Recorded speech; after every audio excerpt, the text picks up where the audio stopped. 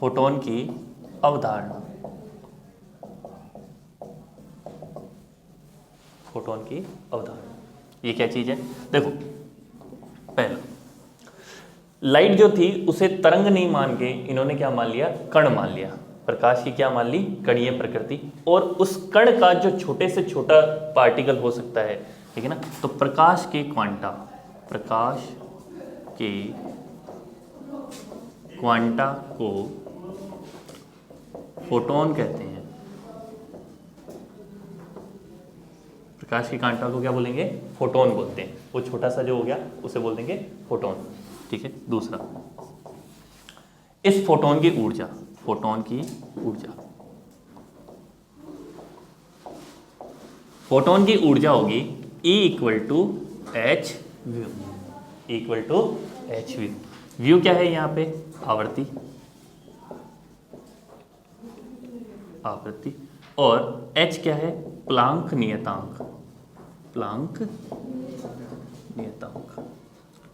इस प्लांक नियतांक की वैल्यू होती है 6.6 इंटू 10 की घात माइनस 34 जूल सेकेंड, 10 की घात माइनस 34 जूल सेकेंड, ठीक है ना। आप इसकी 6.6 की जगह 6.6 ले लो तो भी चल जाएगा, क्योंकि कैलकुलेशन के टाइम पे ऐसा ही कुछ करना है।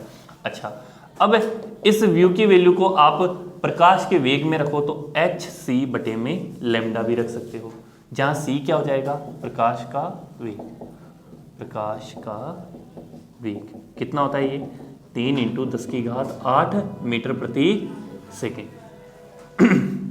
यहां तक कोई दिक्कत नहीं है। अच्छा, अब आपको जब न्यूमेरिकल करना होगा तो आपको मान लो ये लैम्डा का मान डायरेक्ट ही दे दिया, तो आपको एच सी की वैल्यू निकालनी है। एच और सी, अब एच की वैल्यू रखो, सी की वैल्यू रखो, इतना गुणा भाग करो।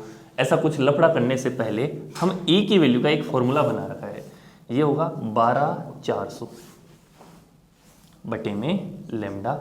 लैम्डा किस में रखना है? एंगस्ट्रॉम में। तो जो आंसर आएगा वो किस में आएगा? इलेक्ट्रॉन वोल्ट में आएगा। लैम्डा रखोगे एंगस्ट्रॉम में तो आंसर क्या आ जाएगा? इलेक्ट्रॉन वोल्ट में। ये बात वहां नहीं पढ़ाई जाती। क्यों नहीं पढ़ाई जाती? उनके न्यूमेरिकल ही नहीं आते, ठीक है। ओके, यहाँ तक कोई दिक्कत नहीं है। अच्छा, मान लो ये लैम्डा एंगस्ट्रॉम में नहीं दे आपको, और किस में दे दे? नैनोमीटर में दे दे, तो यहाँ का एक जीरो गायब कर देना। मतलब कि ये हो गया 1240 बटे में लैम्डा, वो किस में आ जाए? नैनोमीटर में। तो आंसर किसका हो जाएगा? इलेक्ट्रॉन वोल्ट का, ठीक है ना। एग्जाम्पल के लिए, एग्जाम्पल के लिए मान लो कोई लैम्डा की वैल्यू कितनी है? 2000 एंगस्ट्रॉम। कितनी दे रखी है? 2000 एंगस्ट्रॉम। तो आपको फोटोन की ऊर्जा बताओ, फोटोन की ऊर्जा बताओ। तो सॉल्यूशन के टाइम क्या करेंगे? E इक्वल टू 12400 भाग में लैम्डा, कितना हुआ? 12400 भाग में 2000, 20 से 20, 124 में 2 का भाग लगाओ, ये 10 बार, तो ये कितना हुआ? 62, ठीक है ना। तो आंसर कितना हो जाएगा? 6.2 इलेक्ट्रॉन वोल्ट। यहाँ तक तो समझ में आ गया आपको? कोई कंफ्यूजन यहाँ तक? ठीक है। तो फोटोन की ऊर्जा का कॉन्सेप्ट समझ में आ गया। फोटोन की ऊर्जा क्या होती है? E equal to H nu. तीसरा, मुक्त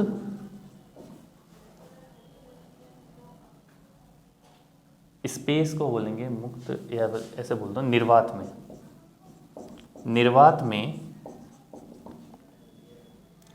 फोटोन का वेग 3 इंटू 10 की घात 8 मीटर प्रति सेकंड होता है। निर्वात में जब भी चलेगा तो क्या चलेगा? 3 इंटू 10 की घात 8 मीटर प्रति सेकंड। अब उससे कलर का कोई लेना देना नहीं है। लाल रंग का भी वैसे ही चलेगा, पीले रंग का भी वैसे ही चलेगा, नीले रंग का भी वैसे ही चलेगा, कोई सा भी हो। एक्स रेज हो तो भी वैसे ही चलेगा, गामा रेज हो तो भी वैसे ही चलेगा, कोई लफड़ा नहीं है। तो प्रकाश में, निर्वात में फोटोन का वेग फिक्स होगा, ठीक है। चौथा, अब अगर आप क्या करो कि फोटोन प्रकाश की तीव्रता बढ़ाओ, ठीक है ना। विकिरण की तीव्रता बढ़ाने से, विकिरण की तीव्रता बढ़ाने से फोटोनों की संख्या बढ़ती है। मतलब कि अगर मैंने ये प्रकाश का ये ट्यूबलाइट ले रखी है, इसकी जगह इसकी तीव्रता बढ़ा ली जाए, बढ़ा ली जाए का मतलब ये अभी मान लो कि 20 वाट की है, 20 की जगह मैं क्या लेके आऊँ 25 वाट की या 50 वाट की लेके आऊँ, तो इसमें जो अभी फोटोन निकल रहे हैं उसके क्या निकलेंगे, ज़्यादा फोटोन निकलेंगे। तो विकिरण की तीव्रता बढ़ाने से फोटोनों की संख्या बढ़ती है, फोटोनों की संख्या बढ़ती है। विकिरण की तीव्रता बढ़ाने से फोटोनों की संख्या बढ़ती है। ऊर्जा पर कोई फर्क नहीं पड़ता है, ऊर्जा पर कोई प्रभाव नहीं पड़ता है। यहां तक तो समझ में आई? ठीक है। पांचवा, फोटोन का रेस्ट मास, ठीक है ना, स्थिर द्रव्यमान 0 होता है। फोटोन का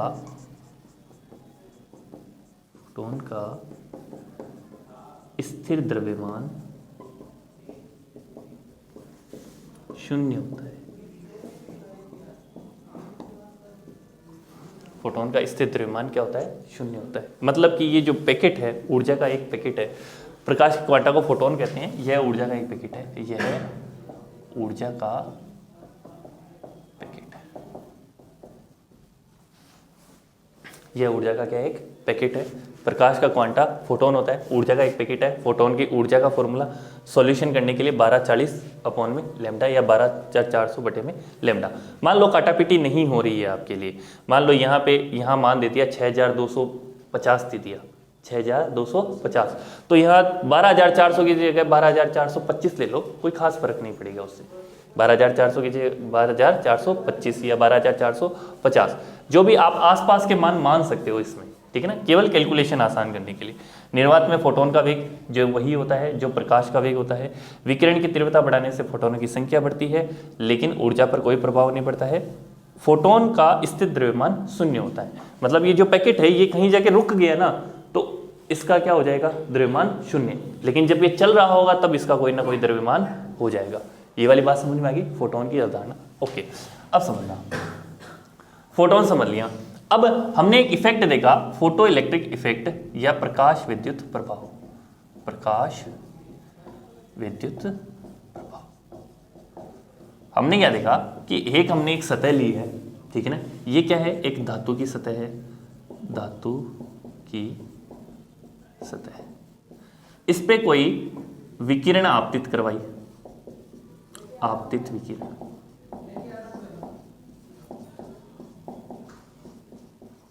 जब ये विकिरण यहां पहुंची, ठीक है ना, ये विकिरण इस पे पहुंची, तो यहां से क्या निकलने लग गए, इलेक्ट्रॉन निकलने लग गए। यहां से क्या निकलने लगे, इलेक्ट्रॉन।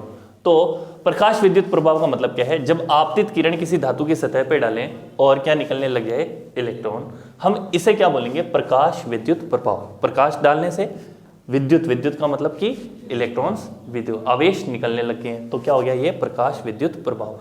इसके लिए आपको ये पहली वाली इक्वेशन में लिखवा चुका हूं, पहली वाली जो ये पॉइंट नंबर 1 है ये मैंने लिखने का बोल दिया था, यहां तक तो कोई दिक्कत नहीं। अच्छा, अब ऐसा है क्या कोई भी विकिरण डाल दो इलेक्ट्रॉन निकल जाए, ऐसा नहीं होगा। क्यों नहीं होगा, क्योंकि इस जो मैंने लाइट डाली है इसकी ऊर्जा पर निर्भर करता है और इस सतह की प्रकृति पर निर्भर करता है कि इलेक्ट्रॉन बाहर आएगा या नहीं आएगा। कल को आप बोल दो सर मैं प्लास्टिक के ऊपर लाइट डालूं तो क्या इलेक्ट्रॉन निकलेगा, नहीं निकल रहा। क्या मैं लोहे के ऊपर डालूं, निकल रहा है, नहीं निकल रहा। सब तरह की कलर से नहीं निकल रहा, नीले प्रकाश से भी नहीं निकल रहा, पीले से भी नहीं निकल रहा, लाल से भी नहीं निकल रहा।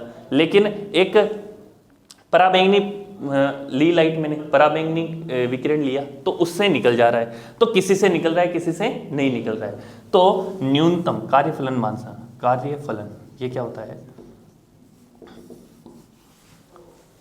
न्यूनतम ऊर्जा का फोटोन, न्यूनतम ऊर्जा का फोटोन जिससे प्रकाश विद्युत प्रभाव देखा जा सके।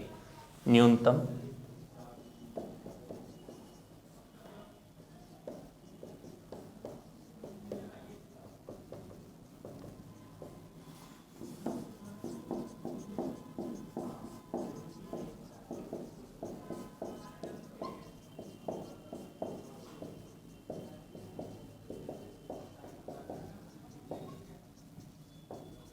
प्रकाश विद्युत प्रभाव देखा जा सके। इसका मतलब क्या हुआ कि अगर हम इससे कम ऊर्जा का फोटोन डालेंगे तो प्रकाश विद्युत प्रभाव होगा ही नहीं। प्रकाश विद्युत प्रभाव का मतलब ये इलेक्ट्रॉन का निकलना।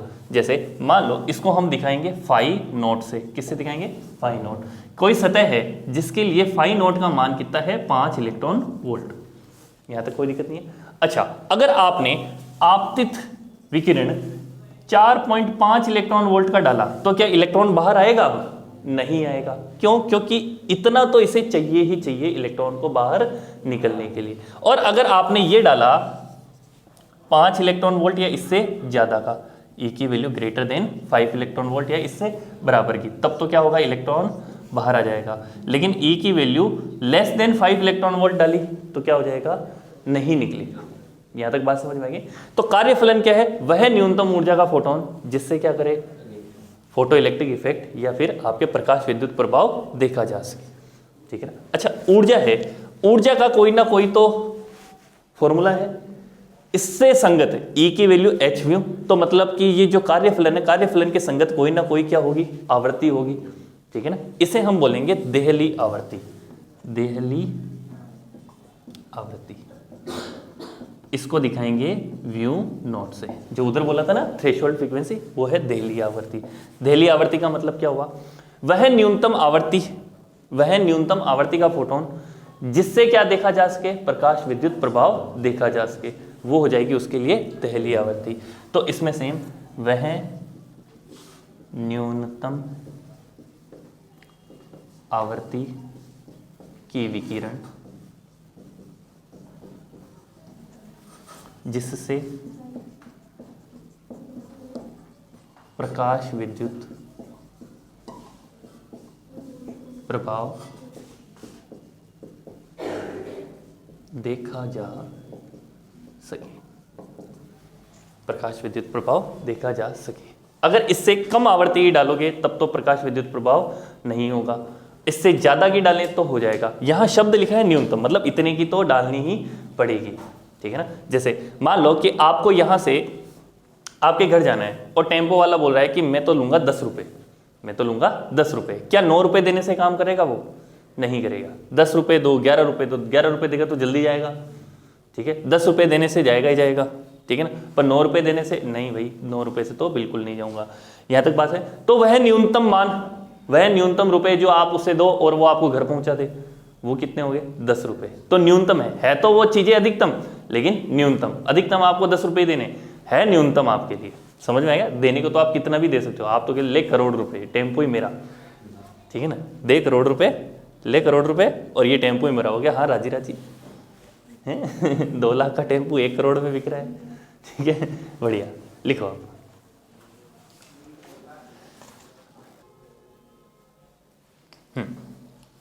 अब देखो, मान लो कि ये कोई सरफेस है, ये कोई भी धातु की पृष्ठ है, इसके ऊपर आपतित विकिरण डाली है आपने और यहां से क्या निकल गया? इलेक्ट्रॉन। पर ये तो कब निकल सकता है? जब आपने इसके कार्यफलन जितना मान आपतित करवाया। कार्यफलन कितना है? मान लेते हैं फाई नॉट, जो अगर हम सिंपल केस के लिए 5 इलेक्ट्रॉन वोल्ट ले लेते हैं। अब मान लो मैंने ऊर्जा डाली 4 इलेक्ट्रॉन वोल्ट, 5, 6, 7, 8। तो क्या इससे फोटो इलेक्ट्रिक इफेक्ट, प्रकाश विद्युत प्रभाव प्राप्त हुआ? मुझे नहीं हुआ। क्यों? 4 से प्राप्त होगा? नहीं होगा। 5 से प्राप्त होगा? होगा। क्या 5 इलेक्ट्रॉन वोल्ट लेने के बाद में इलेक्ट्रॉन निकल तो गया, क्या वो भागेगा? अब नहीं भागेगा, क्योंकि उसने सारी ऊर्जा तो खर्च कर ली बाहर निकलने में। इसी तरह से अगर 6 डाला तो 6 से प्रकाश विद्युत प्रभाव आएगा, लेकिन अब 1 इलेक्ट्रॉन वोल्ट एक्स्ट्रा रह गया। 1 इलेक्ट्रॉन वोल्ट एक्स्ट्रा रह गया तो उसकी गतिज ऊर्जा कितनी बच जाएगी? 1 इलेक्ट्रॉन वोल्ट। ठीक है? 7 से किया तो अब कितनी बचेगी? 2। 8 से किया तो कितनी बचेगी? 3 इलेक्ट्रॉन वोल्ट। मतलब जैसे जैसे आप आपतित फोटोन की ऊर्जा बढ़ाओगे तो गतिज ऊर्जा बढ़ेगी, लेकिन ये गतिज ऊर्जा सबकी नहीं होगी। क्यों? जैसे मान लो आपने डाले 100 फोटोन, क्या डाले? 100 फोटोन। 100 फोटोन से कितने इलेक्ट्रॉन निकले? 100 ही इलेक्ट्रॉन निकल गए। लेकिन अब जैसे स्कूल से सारे बच्चे एक साथ निकल रहे हैं, ठीक है, सारे बच्चे एक साथ निकल रहे हैं, तो कुछ होते हैं बदमाश बच्चे, कुछ होते हैं सिंसियर बच्चे। तो बदमाश बच्चे कैसे भागते हैं? ऐसे अपना टिफिन उठाते हैं, ठीक है, हेलीकॉप्टर बन जाते हैं और भागते हैं। उस हेलीकॉप्टर क्यों बन जाते हैं? वो चाहते हैं मेरे बीच में कोई नहीं आए और मैं जाके कहाँ बैठ जाऊँ? बस में खिड़की वाली जगह पे बैठ जाऊँ, मस्त। ठीक है। तो ऐसा करने के लिए वो क्या करता है, भागता है, ठीक है। इसके चक्कर में दूसरे जो बच्चे हैं उनकी वेलोसिटी कम होती जाती है। क्यों? क्योंकि दूसरे बच्चे हैं ना, बचने की कोशिश करते हैं कि कहीं इसकी टिफिन की लग नहीं जाए मेरे, ठीक है। तो दूसरे बच्चे अब इनसे बचने की कोशिश कर रहे हैं। अब बचने की कोशिश में मान लो किसी की लग भी गई तो उसकी वेलोसिटी क्या हो जाती है, धीरे, वो सर पकड़ के बैठ जाता है अपना। ऐसा ही होता है, ठीक है। तो अब यहाँ से सारे इलेक्ट्रॉन एक साथ निकले, सारों की छुट्टी एक साथ हुई, 100 बच्चे निकल गए, 100 इलेक्ट्रॉन निकल गए। कुछ इलेक्ट्रॉन क्या कर जाते हैं, बदमाश होते हैं, वो तो क्या करते हैं, हेलीकॉप्टर बन के भागते हैं। और कुछ होते हैं वो सिंसियर होते हैं, उनके लग जाती है सर के, तो उनकी वेलोसिटी हो जाती है कम या रुक जाते हैं। बात समझ में आ गई? तो सारे इलेक्ट्रॉन्स के पास में उतनी गतिज ऊर्जा नहीं होती है जितनी हमने सोची थी। हमारे हिसाब से तो 7 इलेक्ट्रॉन वोल्ट लेने के बाद में 5 से तो बाहर निकला, 5 से तो बाहर निकला और 2 से भागना चाहिए, लेकिन सारे भागते हुए दिख ही नहीं रहे हैं। दिख रहे हैं कुछ एक भागते हुए और बाकी के रुके हुए हैं, या रुक गए हैं या धीरे चल रहे हैं, कुछ भी हो। तो ये जो गतिज ऊर्जा मिली है मुझे, ये हो जाएगी काइनेटिक एनर्जी मैक्सिमम, मतलब अधिकतम इतनी हो सकती है, इससे ज़्यादा नहीं हो सकती। कम हो सकती है, अधिकतम इतनी ही होगी, इससे ज़्यादा नहीं होगी। तो यहाँ पे आइंस्टीन ने एक इक्वेशन दी, आइंस्टीन की फोटो इलेक्ट्रिक इक्वेशन, आइंस्टीन की प्रकाश विद्युत प्रभाव समीकरण, ठीक है ना। तो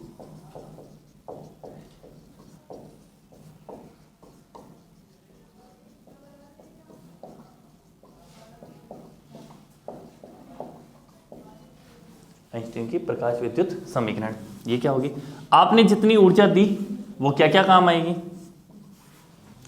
वर्क फंक्शन, कार्यफलन के प्लस काइनेटिक एनर्जी, अधिकतम गतिज ऊर्जा मैक्सिमम। मतलब कि आपने 7 इलेक्ट्रॉन वोल्ट डाला तो 5 यहां खर्च हुआ और 2 यहां बाकी रह गया, काइनेटिक एनर्जी मैक्सिमम।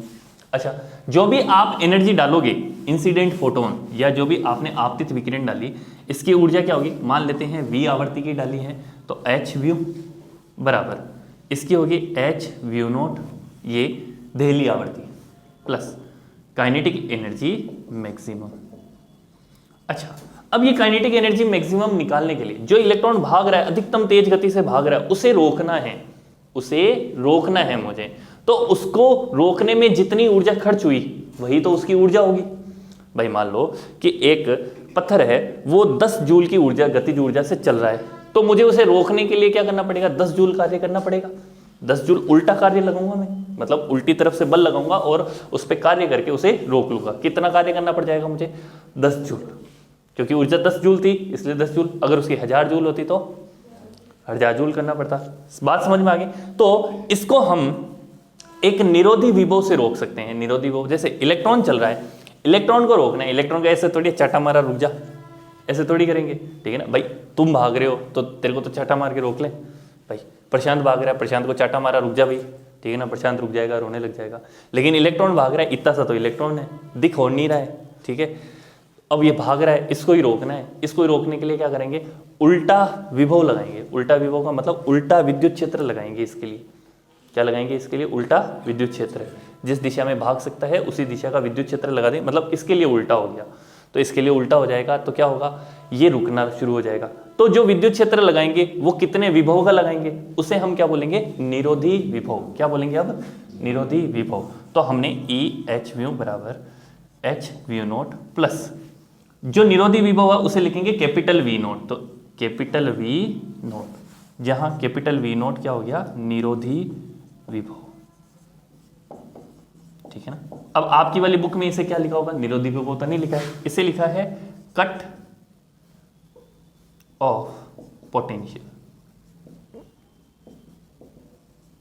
क्या लिखा है, कट ऑफ पोटेंशियल, स्तब्ध विभव। क्या लिखा है इसको, स्तब्ध विभव, ठीक है। आप निरोधी विभव भी यूज कर सकते हो, स्तब्ध विभव। स्तब्ध का मतलब होता है रोक देना, निरोधी का मतलब भी रुक जाना, ठीक है ना। अंग्रेजी में इसका नाम होता है स्तब्ध। इस निरोधी की जगह लिखा होगा स्टॉपिंग। अंग्रेजी में क्या लिखा होगा, स्टॉपिंग। निरोधी रुक जाना, स्टॉपिंग रुक जाना, स्तब्ध मतलब भी रुक जाना, कट ऑफ मतलब भी रुक जाना। कट ऑफ मतलब कि कट गया है वो, अब उसके पास गति नहीं है। ये वाली इक्वेशन समझ में आ गई आपको, इसमें कोई दिक्कत की बात, ठीक है। ये होगी प्रकाश विद्युत प्रभाव के अंदर समीकरण, ठीक है ना। इसे ही हम बोलते हैं आइंस्टीन की प्रकाश विद्युत समीकरण, इसमें कोई दिक्कत की बात? ठीक है, अब हम यहां से क्या कर सकते हैं, इनको आगे पीछे करके कुछ वैल्यू फाइंड करेंगे, ठीक है ना। एक ग्राफ बना देते हैं, ठीक है। आपने गणित के होते तो अच्छे से सुनते, y equal to M X plus C, इस तरह का कोई सिस्टम बता रखा है मैंने, y equal to M X plus C, नहीं बता रखा, ठीक है, तो कोई बात नहीं। तो हम निरोधी विभव और आवर्ती के अंदर एक ग्राफ बनाते हैं। निरोधी विभव v और आवर्ती v नॉट और आवर्ती, इधर आवर्ती ले लेता हूं, आवर्ती v, इसमें कोई ग्राफ बनाते हैं। तो देखो, अगर मैंने 0 आवर्ती रखी तो क्या बनेगा? कुछ नहीं बनेगा। लेकिन मैंने कुछ आवर्ती क्या ले ली? v नॉट, दहली आवर्ती ले ली। दहली आवर्ती ले ली तो मेरे क्या निकलेगा? इलेक्ट्रॉन निकलेगा। लेकिन जो इलेक्ट्रॉन निकलेगा उसके पास कोई गतिज ऊर्जा होगी? नहीं। तो जब गतिज ऊर्जा ही नहीं होगी तो उसका कोई निरोधी विभव होगा? नहीं। तो उसका निरोधी विभव क्या निकला? 0। लेकिन जैसे जैसे मैं आवर्ती बढ़ाऊं तो उसके पास में ऊर्जा भी बढ़ती जाएगी और निरोधी विभव का मान भी बढ़ता जाएगा। यहां तक समझ में आया? ये वाला ग्राफ समझ में आया? अच्छा, ये अगर ये पीछे की तरफ बढ़ता है ग्राफ, तो यहाँ पे जिस भी जगह मैच करता है वो हो जाता है फाई नॉट, वो हो जाता है फाई नॉट। अब इसको इस इक्वेशन से निकालते हैं। इस इक्वेशन से कैसे निकालते हैं? वीओ नॉट बराबर, इसको भेजा h अपॉन में e view minus h upon में e वी नॉट, ठीक है। मैंने क्या किया? इसको इधर भेज दिया, ई वी नॉट था, ई वी नॉट, इसका ई का भी भाग लगा लिया, तो इसके बचा h अपॉन में ई व्यू, इसके बचा h अपॉन में ई, ठीक है।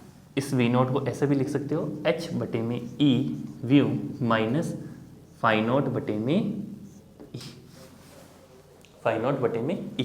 तो ये वाली जो जगह है इसे बोलेंगे फाई नॉट अपॉन में ई, इसकी वैल्यू होगी फाई नॉट अपॉन में ई। और जो ये इसका ढाल है टेन थीटा, इस टेन थीटा का मान होगा h बटे में ई। आपको ये ग्राफ याद रखना है। एक बार जेई में ऐसे ही पूछा हुआ है डायरेक्टली कि बता दो, ये ग्राफ बना दिया और इसमें ढाल का मान बता दो, तो ढाल का मान ऑप्शन में देख के क्या लगाना था? h बटे में ई। इस तरह का एक ग्राफ बनता है। ये ग्राफ किसका किसका है? आवर्ती का और निरोधी विभव का, आवर्ती और निरोधी विभव का ग्राफ। तो आवर्ती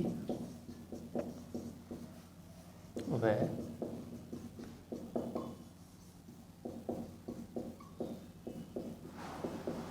आवर्ती और निरोधी विभव ग्राफ। यहां तक कोई दिक्कत की बात, कोई कंफ्यूजन नहीं?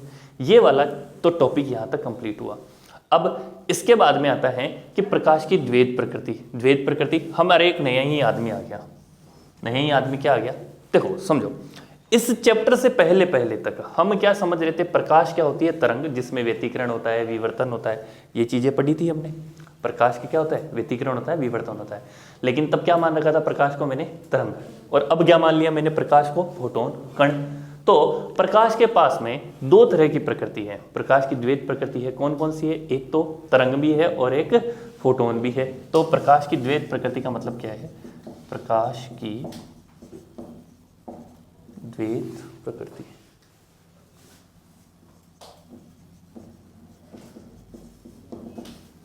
इसका मतलब है प्रकाश कभी तरंग की भांति व कभी कण की भांति व्यवहार करता है। कभी तरंग की भांति, कभी कण की भांति। अब इसके तरंग से तो हम क्या क्या समझा सकते हैं? देखना, तरंग वाले से क्या क्या समझ सकते हैं और कण से क्या क्या समझ सकते हैं, ठीक है ना। तो प्रकाश का परावर्तन समझा होगा आपने, अपवर्तन देखा होगा, व्यतिकरण होगा, विवर्तन होगा और ध्रुवण होगा, ठीक है ना। अब आया प्रकाश विद्युत प्रभाव। इतने सारे हमने प्रभाव पढ़े हैं, सबके ऊपर अलग से एक एक चैप्टर बना रखा है इन्होंने, ठीक है ना। तरंग से हम परावर्तन समझ सकते हैं, अपवर्तन समझ सकते हैं, व्यतिकरण, विवर्तन, ध्रुवण, लेकिन ये नहीं समझ सकते, ठीक है ना। अच्छा, कण प्रकृति से परावर्तन समझ सकते हैं, अपवर्तन समझ सकते हैं। ये किसने समझाए थे? शुरुआत में याद होगा न्यूटन ने समझाए थे कण प्रकृति से, ठीक है ना। फिर इसके बाद में व्यतिकरण नहीं समझ सकते, ध्रुवण नहीं समझ सकते, विवर्तन नहीं समझ सकते और ये समझ सकते हैं। तो इसका मतलब ऐसा कोई भी टॉपिक नहीं है जैसे तरंग और कण किसी भी एक के मान लेते हैं, केवल तरंग मान लेते हैं तो ये नहीं समझा सकते, केवल कण मान लेते हैं तो ये तीन प्रभाव नहीं समझा सकते। तो हमने क्या मान लिया? प्रकाश की कैसी प्रकृति होती है? द्वैत, मतलब ये दोगला है। दोगला इंसान होता है ना, दोगला इंसान क्या करता है? इसको बोल देता है कि ठीक है तेरी बात उसको नहीं बताएंगे, उसको बोल देता है ठीक है तेरी, पर बता दोनों की देता है इधर उधर, ठीक है ना। इधर से प्रशांत ने ना मान लो विष्णु को बोल दिया कि तू मत बताना कि है ना ये शाइन सूगली है, ठीक है ठीक है तू मत बताना। लेकिन ये विष्णु क्या करता है? आके बता देता है कि प्रशांत ऐसे बोल रहा था प्रशांत इसको बोलता है शाइन सूगली है और इधर से ये उधर जाके बता देता है कि वो तो बोल रहा था, ठीक है। तो शाइन बोलती है कि नहीं मैं नहीं हूँ, वो खुद सूगला है, ठीक है, पर तू उसे मत बताना। लेकिन ये फिर वापस जाता उधर कि वो तेरे को सूगला बोल रही थी। तो इसने क्या किया? दोगला इंसान हो गया विष्णु हमारा। विष्णु क्या करता है? इधर की बात उधर कर देता है, उधर की बात इधर कर देता है। बात तो समझ में आई? तो ये भी दोगला है। ये कभी तो क्या कहता है? नहीं मैं तो तरंग की भांति कार्य करूंगा, और कभी कहता है मैं कण की भांति कार्य करूंगा, ठीक है। इसके पीछे आपके जो बुक है राजस्थान बोर्ड वाली, उसमें एक लाइन भी लिखी हुई है कि जब प्रकाश आंखों में प्रवेश करता है तब तो किसकी भांति कार्य करता है? तरंग की भांति। आंखों में प्रवेश करता है तब तो किसकी भांति कार्य करता है? तरंग की भांति। अपवर्तन से अपवर्तन हो जाता है, परावर्तन हो जाता है, समझ में आ गया। लेकिन जब वो रेटिना के ऊपर एब्जॉर्ब होता है, अवशोषण होता है, तब किसकी भांति कार्य करता है? ऊर्जा के पैकेट की भांति, कण की भांति। तो जब हमारे आंखों में प्रवेश करता है तब तो कैसा होता है? तरंग। जब आंखों में एब्जॉर्ब होना होता है, रेटिना पे उसका अवशोषण होना है, तब किसकी भांति कार्य करता है? कण की भांति। तो ये वाला काम समझ में आ गया, ठीक है। तो इसने बोला प्रकाश की द्वैत प्रकृति होती है। तो फिर भाई साहब नहीं आदमी आगे डी ब्रोगली। डी ब्रोगली इन्होंने बोला कि जैसे हमारा प्रकाश दोगला है, दोगला है का मतलब प्रकाश क्या है? दोगला है, कभी तरंग की भांति कार्य करता है, कभी कण की भांति कार्य करता है। तो हमारे कण भी तो दोगले हो सकते हैं वो भी कभी कण की भांति कभी तरंग की भांति कार्य कर सकते हैं। मतलब ऐसा थोड़ी है कि वही दोगला है। भाई हो सकता है विष्णु दोगला है तो हो सकता है प्रशांत भी दोगला हो सकता है, हंसा भी दोगली हो सकता है, शाइन भी दोगली है, सारे के सारे दोगले हो सकते हैं फिर तो, ठीक है ना। आपने ऐसे कैसे कह दिया कि केवल विष्णु ही दोगला है, ठीक है ना। ये तो हमारे साथ भेदभाव हो गया। विष्णु कहता है ये तो मेरे साथ भेदभाव हो गया, ठीक है ना। मैं दोगला हूं इसका मतलब प्रशांत भी दोगला है, इसका मतलब तो ये शाइन भी दोगली है, हंसा भी दोगली है, सारे दोगले, सर भी दोगले, कभी इसकी बढ़ाई कर लेते कभी इसकी बढ़ाई कर लेते, तो सारे ही दोगले हैं। तो इस डी ब्रोगली ने ये बोला कि जैसे तरंग कण की भांति कार्य करने लग गई थी तो वैसे कण भी तो तरंग की भांति कार्य करेगा। कण कौन?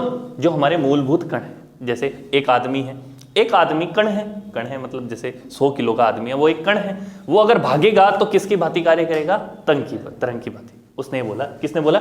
डी ब्रोगली ने। और इसकी तरंग दैर्ध्य कितनी होगी? लैम्डा बराबर h बटे में p। अब ये h कौन है? वही प्लांक नियतांक। h कौन हो गया आपके लिए? प्लांक नियतांक।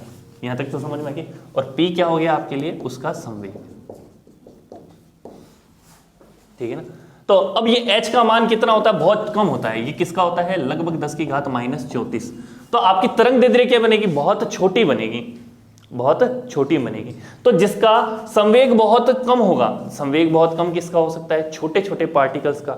जैसे आप इलेक्ट्रॉन के लिए बातें करो तो इलेक्ट्रॉन के लिए ये अगर हम निकालें तो हमने क्या किया? इलेक्ट्रॉन का लैम्डा बराबर 4, इलेक्ट्रॉन ले रहा हूं ना, इलेक्ट्रॉन्स के लिए काम हो रहा है। लैम्डा बराबर h बटे में p। p का मतलब क्या? Mass of electron, velocity of electron, ठीक है ना। पर मैंने इसको p की जगह क्या लिख दिया? √2me kinetic energy. हमारे पास एक फॉर्मूला है p बराबर √2m काइनेटिक एनर्जी का फॉर्मूला। एक फॉर्मूला है संवेग बराबर 2 × द्रव्यमान गुणा उसकी गतिज ऊर्जा, 2 × द्रव्यमान गुणा उसकी गतिज ऊर्जा। ये वाला फॉर्मूला रखा। गतिज ऊर्जा को किस में रख सकते हैं? गतिज ऊर्जा को देखो EV0 में रख सकते थे, तो EV में रख सकते हैं इसको। तो ये लैम्डा बराबर h बटे में 2me EV रूट, ठीक है ना। अब देखो ये फिक्स मान, ये फिक्स मान, ये भी फिक्स मान, इन सब का मान रख दिया तो ये आ जाएगा 12.27 अपॉन में √v। ये किस में आएगा आंसर? एंगस्ट्रॉम में आएगा। किस में आ जाएगा? एंगस्ट्रॉम। ये वाला फॉर्मूला आपको याद रखना है, क्योंकि राजस्थान बोर्ड में 2018-19 में लगातार इस फॉर्मूले से तो सवाल पूछ लिया था, और ऐसे सवाल आपके नीट जेईई में भी आते हैं। यहाँ तक समझ में आ गया? ठीक है, तो दोगले लोगों लिख लो सारा।